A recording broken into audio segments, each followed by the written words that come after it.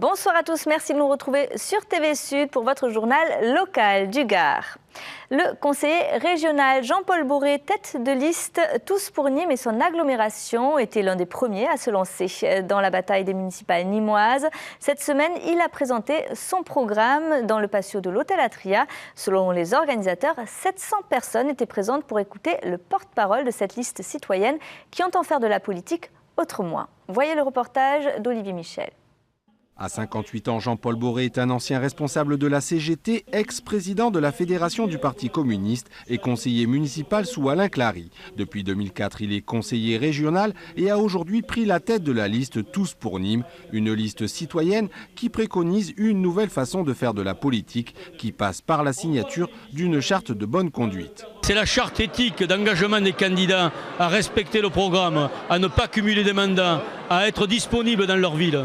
C'est ça l'essentiel. Et aussi des engagements de probité, parce que nous voulons apporter la preuve que nous pouvons devenir des élus en étant d'abord citoyens et en gardant le cap de l'honnêteté, de l'intégrité. 3 ans de travail en équipe et 200 réunions publiques ont permis d'établir un programme autour du mieux vivre ensemble. On veut que nos quartiers deviennent de nouveaux bassins de vie, on veut sortir la romanité de ces musées pour faire des lieux attractifs de la ville. On veut travailler avec l'aéroport Sud de France pour pouvoir attirer des touristes. On veut repenser le musée de la Romanité avec un centre d'affaires au milieu. Et faire partir le TCSP de Kessargues et passer par la gare de Nîmes.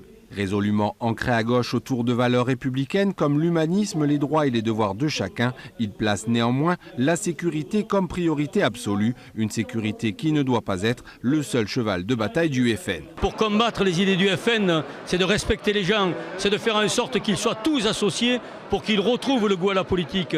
Nous nous attaquons dans les quartiers à ce que les gens qui ne votent pas viennent voter. Et Jean-Paul Bourré de lancer, et si la nouvelle vague c'était nous ? Une vague qui fait en tout cas déjà des remous à gauche. Entre son conseiller régional et sa vice-présidente, Christian Bourquin a choisi de soutenir Françoise Dumas. La Camargue gardoise labellisée Grand Site de France, un label attribué par le ministère de l'écologie au syndicat mixte pour son projet de préservation et de mise en valeur de ce territoire qui englobe notamment les communes d'Aimargues, Beauvoisin, Vauvert et Aigues-Mortes, un dispositif mis en place pour 6 ans. C'est l'aboutissement d'une volonté, c'est un engagement pour l'avenir. Il faudra, donc c'est un label qui est attribué au syndicat de la Camargue gardoise, il faudra que dans 6 ans, on ait pu justifier qu'on le mérite encore. Nous sommes très heureux, nous, aujourd'hui, de continuer à faire rêver les gens en leur donnant cette garantie de trouver ici un territoire authentique, des gens accueillants et en ayant créé les conditions pour qu'on puisse développer une économie du développement durable. Donc faire en sorte que chez ceux qui sont devenus en quelques années les ambassadeurs du patrimoine, eh bien, nos guides ornithos, nos prestataires touristiques, on puisse donc être des représentants de cette qualité exceptionnelle que mérite la Camargue gardoise.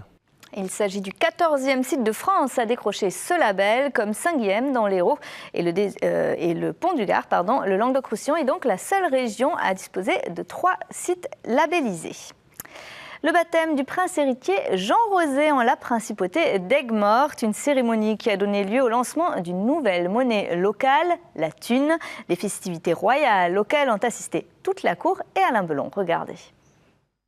Oyez, oyez, la principauté d'Aigues-Mortes était en fête ces derniers jours. Le prince Jean-Pierre IV et la princesse Olivia Eugénie ont célébré le baptême du prince héritier Jean Rosé.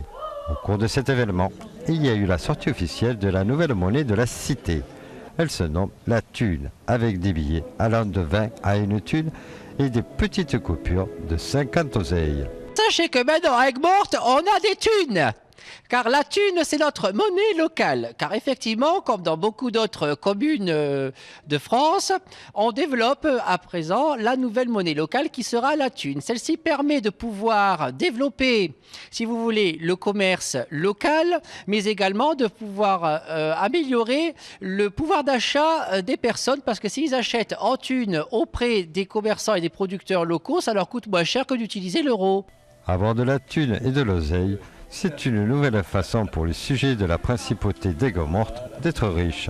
On est toujours en manque de thunes. On veut de la thune, on veut de l'oseille. Donc voilà, on a créé la thune et l'oseille. Enfin, nos désirs sont réalisés.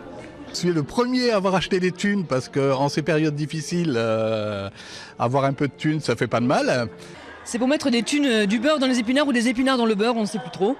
Mais ça change, la crise ne nous touchera pas à nous. Ça rapporte d'avoir des thunes, ah oui. On peut acheter des cartons et gagner au loto. La thune et l'oseille seront présents le 17 mai 2014 dans la principauté d'Aigues-Mortes au cours de l'Eurovision des petits pays.